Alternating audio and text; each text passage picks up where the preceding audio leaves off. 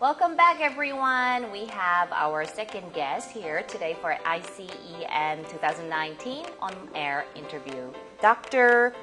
Jesper Eugen-Olsen. That's correct. Right. Welcome to the interview. Thank you very much. Right. Could you please introduce yourself, your Sure. affiliation, and what you do? Yeah. So basically, I'm a scientist, and I'm doing research in a university hospital in Denmark.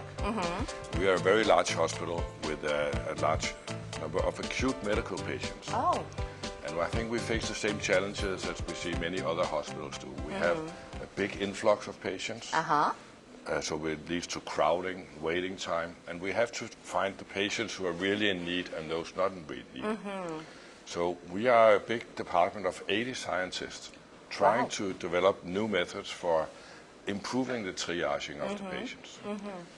Because it is a problem that if you have patients who are not really supposed to be admitted to hospital, it's actually not good to be admitted. I saw a really nice presentation yesterday by Professor Christian Nicol, where he showed that admission to hospital is actually a predictor of mortality. And that's because when you get into hospital, we have these hospital-acquired infections. You lose your muscles when you lie in bed and so on. So if you're not really in need, if you're in need, you should go to hospital. But if you're not in need, it's actually better to send patients home. But how should we do that? Right. Yeah. That's always a question for everyone. Yes. And that's our main research question. Because we really want to, there's three things in being better in triaging patients. If we can find the patients with low risk and send them home, it's good for the patients. Okay. It's also good for the crowding problem we have in the hospital because we get the patients home maybe quicker. And it's actually also good for our economy. And you know, we live in modern times and we are under pressure all the time. So we have to use the money in the best way possible.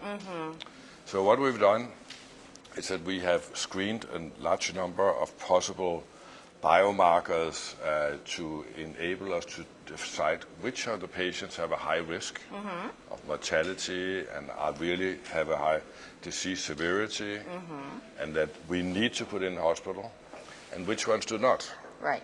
So we did a lot of research and we had this problem that sometimes we send patients home because we didn't think they were really ill, but it turned out they died. And we could go into their blood that we have banked, and we found this biomarker called SUPAR, soluble urokinase plasminogen activator receptor. It's a difficult, long word, but SUPAR. That those patients we send home, they actually have very high SUPAR level. So maybe we shouldn't have sent them home. Right. On the other hand, we also saw that we have admitted some patients to hospital who had a low level of SUPAR. So now SUPAR, this is a marker of chronic inflammation. And if you have a disease, you have more SUPAR. Right. And if the disease is very severe, you have even more. And if you're close to dying, you have a lot of it. Okay. So by measuring this biomarker, we can actually select patients into low risk and high risk. And that helps us in the decision of discharging the patient or admitting the patient. So it becomes more simplified, sort of, to diagnose. And it improves the triage of the patients. It helps the doctors. They get, they have more confidence saying, okay, this patient has a low SUPAR, and I want to send him home. So, and it supports my decision of discharge. Very convenient. Yeah. And also, you are the keynote speaker of today's session, right? Yeah. What are your topics? Well, my topic is actually, now we have this known knowledge about this biomarker linking to mortality or not, but why is it doing so?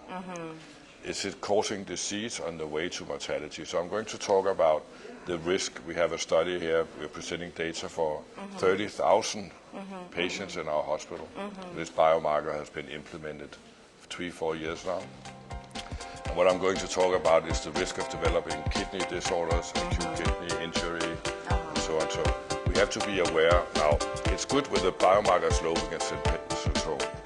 But it's also very unspecific. If you have a high SUPAR, you can have cancer, cardiovascular disease. We don't really know what's going on.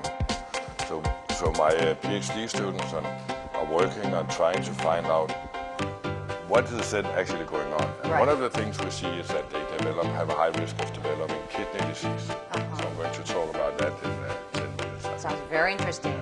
I'll try to join you if I have some break time. All right. Thank you so much for joining the interview, and I hope you your speech goes very well too. Thank you very All much. right, It's a thank pleasure. you. Thank you. Bye.